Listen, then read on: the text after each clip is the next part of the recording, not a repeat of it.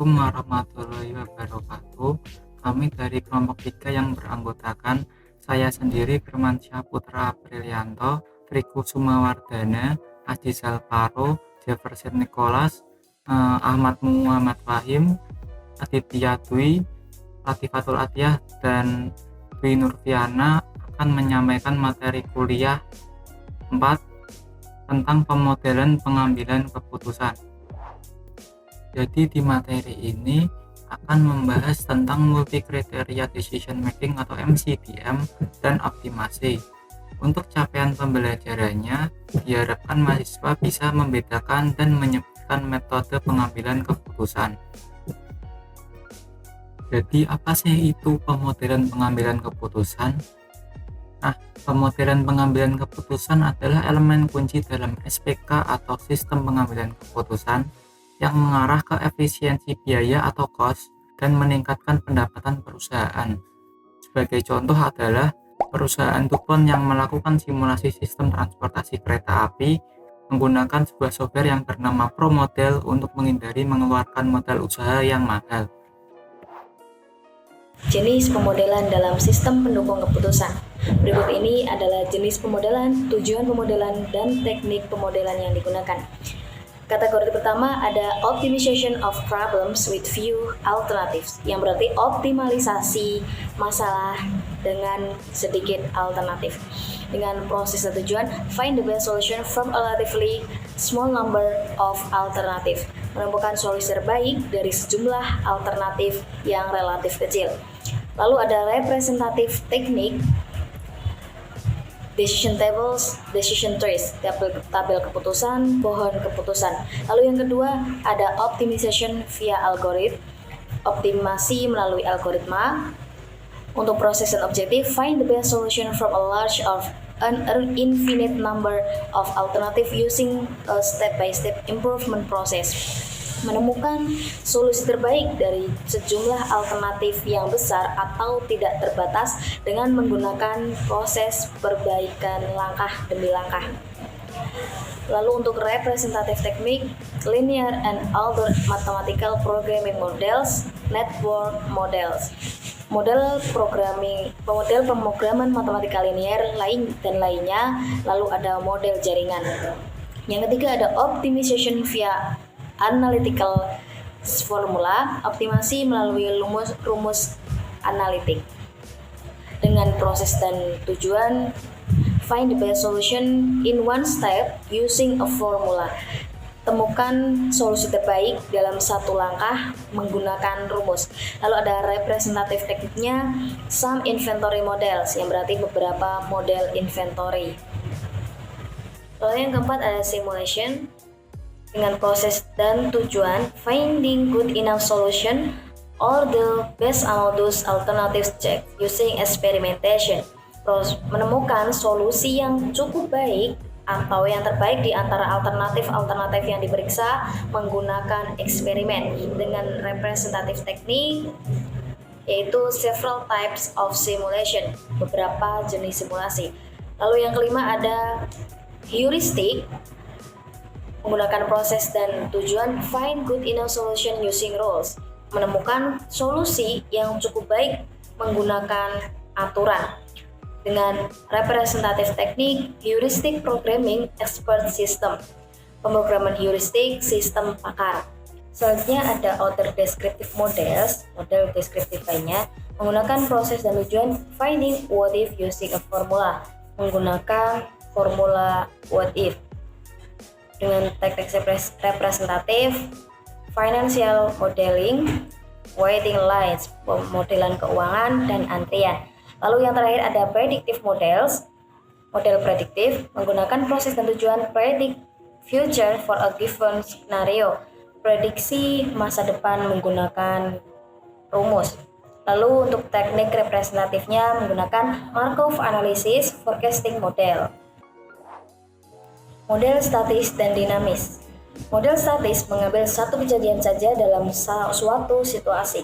Selama kejadian tersebut semuanya terjadi dalam satu interval, baik waktunya sebentar atau lama. Diasumsikan adanya stabilitas di sini. Lalu untuk model dinamis digunakan untuk mengevaluasi skenario yang berubah setiap saat. Model ini tergantung pada waktu, dapat menunjukkan tren dan pola waktu tertentu. Baik, berikutnya saya akan menyampaikan tentang arti certainty, uncertainty, resiko, dan juga analisis keputusan. Pertama, mari kita bahas terlebih dahulu tentang certainty, uncertainty, dan resiko.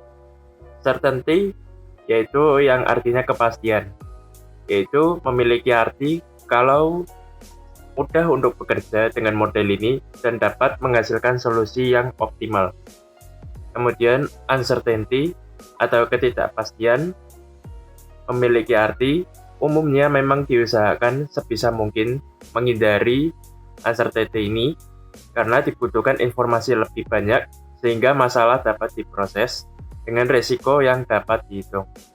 Kemudian risk atau resiko yaitu kebanyakan keputusan bisnis dibuat di bawah asumsi resiko tertentu. Kemudian analisis keputusan. Pada situasi yang melibatkan jumlah tertentu dan umumnya tak terlalu banyak alternatif, dimodelkan oleh pendekatan di mana alternatif-alternatif tadi didaftarkan dengan perkiraan kontribusi potensialnya ke tujuan dan kemungkinan merealisasikan kontribusi itu dalam suatu tabel atau graf. Ada dua kasus, yaitu satu tujuan atau single goal dan banyak tujuan atau multiple goal.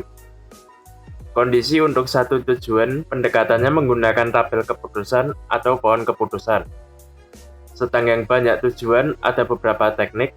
Teknik yang digunakan untuk analisis keputusan yaitu tabel keputusan atau decision table, kemudian pohon keputusan atau decision tree, dan juga multiple goals. Baik, di sini saya akan melanjutkan pembahasan dari teman saya sebelumnya. Di sini kita akan membahas tentang tabel keputusan dan tabel keputusan lanjutan. Yang pertama kita akan membahas tentang tabel keputusan terlebih dahulu atau decision tables. Nah, tabel keputusan memiliki dua fungsi yaitu multiple criteria decision analysis dan yang kedua features include decision variables, alternatives, uncontrollable variables, dan result variables. Di sini ada contoh, terdapat suatu perusahaan investasi yang sedang mempertimbangkan investasi yang akan dilakukan pada tiga alternatif ini, bond, stock, dan certificate of deposit atau CDS. Perusahaan ini hanya mempunyai satu tujuan, yaitu memaksimalkan investasinya setelah 1 tahun kemudian. Jika ia mempunyai tujuan lain, seperti keamanan atau likuiditas, maka masalahnya akan diklasifikasikan ke analisis keputusan berkriteria banyak atau multiple kriteria. Nah, hasilnya tergantung pada situasi ekonomi berikut: solid growth, stagnation, dan inflation. Perkiraan hasil per tahun ini didapat dari seorang ahli. Yang pertama, jika terdapat pertumbuhan ekonomi yang mantap atau solid growth, bonds akan menghasilkan 12%, stok 15%, dan time deposit 6,5%. Jika stagnation terjadi, bonds akan menghasilkan 6%, stok 3%, dan time deposit 6,5%. Yang ketiga, jika inflasi terjadi, bonds akan menghasilkan 3%, stok akan rugi 2%, dan time deposit menghasilkan 6,5%. Selanjutnya, kita akan membahas tentang tabel keputusan lanjutan. Nah, di tabel keputusan lanjutan ini, kita memasukkan beberapa kemungkinan-kemungkinan yang akan terjadi ke dalam tabel berikut. Nah, dari tabel tersebut, kita tarik dua kesimpulan. Yang pertama, masalahnya adalah untuk memilih alternatif investasi terbaik. Sebagai catatan, menginvestasikan 50% bonds dan 50% stok adalah alternatif lain, dan hal ini dapat ditambahkan sebagai alternatif keempat sehingga jelas perusahaan tersebut menghadapi berbagai alternatif. Dan yang kedua, kasus yang dapat ditemukan di sini, uncertainty dan resiko. Pada kasus uncertainty, kita tidak tahu probabilitas dari setiap pernyataan yang terjadi. Dalam kasus risiko, diasumsikan kita tahu probabilitas setiap pernyataan yang akan terjadi. Selanjutnya kita akan bahas untuk mengatasi uncertainty dan mengatasi risiko. Yang pertama kita akan bahas mengenai mengatasi uncertainty terlebih dahulu. Reaksi intuitif setiap manajer adalah tak membuat keputusan dalam situasi ketidakpastian sampai kesempatan yang ada secara ekonomi dapat digapai. Namun demikian, jika tak ada informasi untuk mendapatkan kesempatan ini, atau tak ada waktu lagi untuk mengumpulkan informasi yang berhubungan dengannya, orang dapat menggunakan berbagai pendekatan untuk mengatasi ketidakpastian. Sebagai contoh, pendekatan optimistik akan melihat keluaran terbaik yang mungkin dari setiap alternatif dan memilih yang terbaik dari yang terbaik. Selanjutnya, pendekatan pesimistik atau konservatif memilih keluaran terjelek yang mungkin untuk setiap alternatif dan memilih yang terbaik di antaranya. Selanjutnya kita akan bahas mengenai mengatasi resiko. Diasumsikan bahwa peluang dari solid growth diperkirakan 50%, stagnation 30%, dan inflation 20%. Pada kasus ini, tabel keputusan ditulis kembali dengan informasi tambahan ini. Kita bisa lihat tabelnya seperti ini. Alternatif bonds, solid growth-nya kita batasi menjadi 0,50 atau 50%, stagnation 0,30 atau 30%, inflation 0,20 atau 20%. Jadi dari tabel selanjutnya kita tambahkan satu kolom untuk expected value, yang mana bonds hasilnya itu 8,4% maksimum, untuk stok 8%, dan CDS 6,5%. Metode yang paling umum untuk menyelesaikan masalah analisis resiko ini adalah dengan memilih alternatif dengan expected value terbesar. Expected value dihitung dengan mengalihkan hasil atau keluaran dengan probabilitas mereka masing-masing dan menjumlahkannya. Sebagai contoh, untuk bonds kita dapat 12 dikali 0,5 ditambahkan 6 dikali 0,3 dan ditambahkan lagi 3 dikali 0,2, yang mana hasilnya 8,4. Ini adalah investasi dalam bonds dengan penghasilan rata-rata 8,4%. Pohon keputusan. Alternatif penampilan tabel keputusan adalah pohon keputusan. Pohon keputusan memiliki dua keuntungan. Yang pertama, menggambarkan secara grafis hubungan dari masalah. Dan yang kedua, dapat berhubungan dengan situasi yang lebih kompleks dalam bentuk yang lebih kompak. Misal masalah investasi dengan periode waktu yang lebih banyak. Metode mengatasi resiko yang lain misalnya yaitu simulasi, certainty factor, dan fuzzy logic. Multiple cause. Kasus sederhana dari masalah multiple cause ditunjukkan pada tabel berikut ini. 3 tujuan yang ingin dicapai yaitu yield, hasil, safety, keamanan, dan liquidity, likuiditas.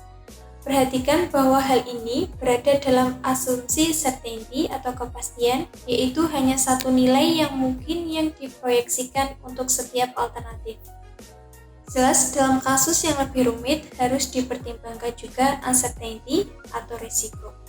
Juga perlu diperhatikan bahwa beberapa nilai di situ bukanlah numerik, tetapi bersifat kuantitatif, misal Low dan Higg. Optimasi dengan pemrograman linear, blending problem, minimasi. Jadi disajikan contoh dari LP tersebut yang dikenal dengan blending problem, masalah pengencaran. Untuk membuat cat sun gold, dibutuhkan cat yang memiliki tingkat brilliance paling tidak 300 derajat dan level hue paling tidak 250 derajat. Level brilliance dan hue ditentukan oleh dua formula, alpha dan beta. Baik alpha dan beta memberikan kontribusi yang sama ke tingkat brilliance yang dibutuhkan.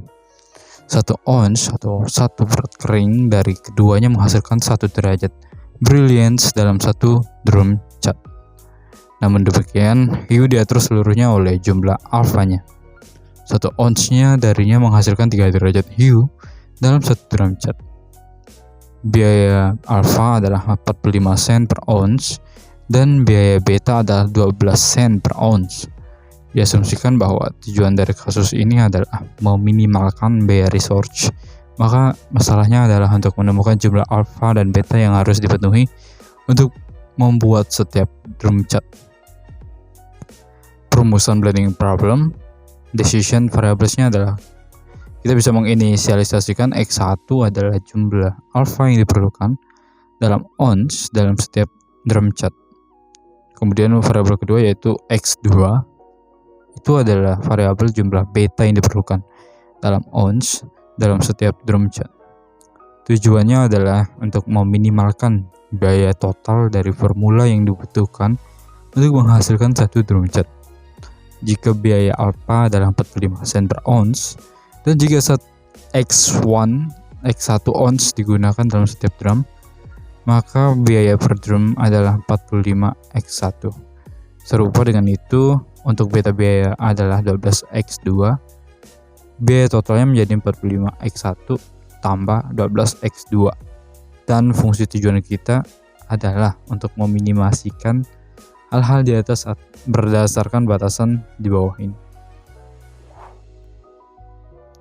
Nah, untuk membuat tingkat brilliance paling tidak kita memiliki 300 derajat dalam setiap drumnya.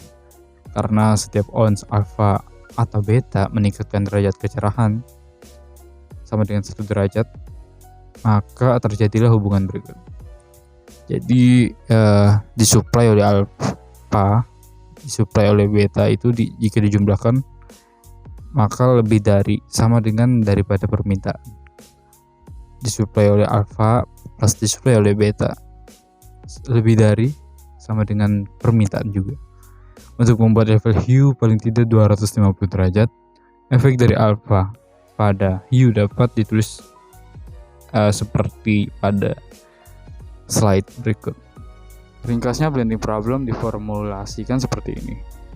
Temukan X1 dan X2 yang meminimisasikan Z sama dengan 45 X1 tambah 12 X2 dengan batasan 1 X1 tambah 1 X2 lebih besar dari sama dengan 300, yaitu spesifikasi kecerahan brightness 3x1 plus 0x2 lebih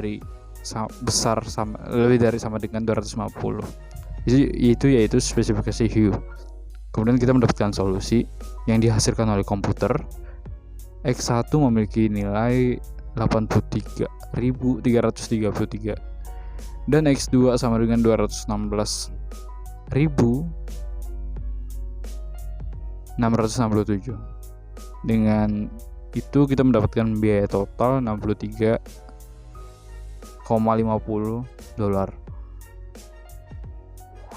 Oke, di sini saya akan melanjutkan materi selanjutnya, yaitu simulasi. Pertama-tama kita pahami dulu konsep dari simulasi itu sendiri. Dalam konteks sistem pendukung keputusan, simulasi adalah teknik yang digunakan untuk melakukan eksperimen dengan model komputer yang menggambarkan sistem manajemen. Dalam MSS sendiri artinya adalah teknik untuk melakukan percobaan, atau seperti misalnya what if, dengan komputer digital pada suatu model dari sistem manajemen. Kemudian yang kedua ada karakteristik utama. Kesimpulannya yaitu simulasi adalah teknik yang menirukan kenyataan dan digunakan untuk melakukan percobaan dengan menguji nilai-nilai tertentu dari variabel keputusan dan mengamati akibatnya pada variabel output. Simulasi lebih bersifat deskriptif daripada normatif, sehingga tidak ada pencatatan otomatis untuk solusi optimal. Simulasi berfungsi untuk menjelaskan dan atau memperkirakan karakteristik sistem tertentu dalam berbagai keadaan yang berbeda. Setelah karakteristik ini diketahui, alternatif terbaik dari yang tersedia dapat dipilih. Simulasi digunakan ketika masalah yang ada terlalu kompleks atau sulit diselesaikan dengan teknik optimasi numerik seperti LP. Oke, selanjutnya metodologi simulasi. Metodologi simulasi adalah serangkaian langkah yang harus diikuti ketika menggunakan simulasi sebagai alat untuk mengambil keputusan. Terdapat 7 langkah utama dalam metodologi simulasi. Yang pertama, definisi masalah. Identifikasi dan tentukan masalah yang akan dipecahkan. Kedua, membangun model simulasi. Buat model matematis sistem yang akan disimulasikan. Ketiga, testing dan validasi model. Uji dan pastikan model sesuai dengan kenyataan. 4. Desain percobaan. Rencanakan bagaimana variabel input akan diubah. Kelima, melakukan percobaan. Jalankan simulasi dengan skenario yang telah direncanakan. Keenam, evaluasi hasil. Tinjau hasil simulasi untuk mengambil keputusan terbaik. Yang terakhir ada implementasi. Terapkan keputusan yang diambil berdasarkan hasil simulasi. Oke, selanjutnya saya akan menjelaskan 3 metode simulasi. Yang pertama ada discrete event simulation, adalah metode simulasi yang memodelkan sistem dengan memperhatikan perubahan keadaan sistem pada waktu-waktu tertentu atau event. Event-event ini seringkali terjadi secara diskrit, yaitu dalam interval waktu tertentu. Untuk contohnya, memodelkan sistem antrian di sebuah bank. Setiap event adalah kedatangan atau kepergian pelanggan. Dan simulasi ini membantu mengoptimalkan jumlah teller untuk mengurangi waktu tunggu. Yang kedua ada agent-based simulation, adalah metode simulasi di mana model terdiri dari berbagai agent yang bertindak berdasarkan aturan dan interaksi tertentu. Agent-agent ini dapat berupa entitas fisik, manusia, atau entitas lainnya. Untuk contohnya, simulasi untuk mengevaluasi perilaku pengguna media sosial. Tiap pengguna adalah agent yang berinteraksi dengan orang lain dan mempengaruhi berita mereka lihat berdasarkan preferensi mereka. Dan yang terakhir ada sistem dynamic, adalah metode simulasi yang memandang sistem sebagai rangkaian variabel dan hubungan kausal yang berubah seiring waktu. Ini digunakan untuk memodelkan perilaku sistem yang kompleks. Seperti contoh, memodelkan pertumbuhan populasi penduduk dalam sebuah kota dengan mempertimbangkan faktor-faktor seperti tingkat kelahiran, kematian, dan imigrasi. Ini membantu dalam perencanaan pengembangan kota di masa depan. Pemodelan pengambilan keputusan dalam area aplikasi simulasi dapat dibagi menjadi 3 level abstraksi yang mencakup berbagai tingkatan pengambilan keputusan dalam suatu organisasi atau sistem. Ketiga level abstraksi antara lain yang pertama adalah strategik atau makro. Pada level ini, simulasi digunakan untuk mengambil keputusan tingkat tinggi yang berkaitan dengan tujuan strategis suatu organisasi atau sistem. Ini mencakup keputusan yang berdampak jangka panjang seperti perencanaan strategis, alokasi sumber daya jangka panjang, dan pengembangan visi dan misi organisasi. Kemudian yang kedua, taktikal atau meso. Pada level taktikal, simulasi digunakan untuk mengambil keputusan yang lebih spesifik dan berdampak jangka menengah. Keputusan ini berkaitan dengan pelaksanaan strategi yang telah ditetapkan pada level makro. Dan yang ketiga atau yang terakhir yaitu operasional atau mikro. Level operasional adalah level paling rinci, di mana simulasi digunakan untuk mengambil keputusan sehari-hari dalam menjalankan aktivitas operasional suatu organisasi. Ini mencakup pengolahan sumber daya harian, pengaturan jadwal, perancangan produksi, dan pengolahan rantai pasokan.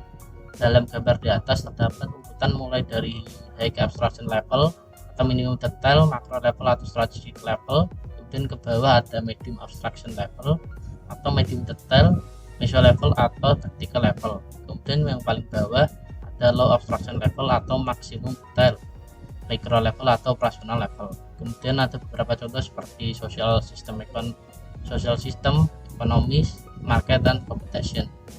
Kemudian di bawahnya ada business process, warehouse, multimodal terminals. Kemudian di paling bawahnya ada control system, traffic, dan pedestrian movement. Sebagai penutup, kami berharap informasi yang telah kami sampaikan dalam video ini dapat bermanfaat. Selaku perwakilan dari kelompok 3, kami ingin menyampaikan permintaan maaf apabila masih terdapat kekurangan dalam video ini. Terima kasih atas waktu dan perhatian. Thanks for watching.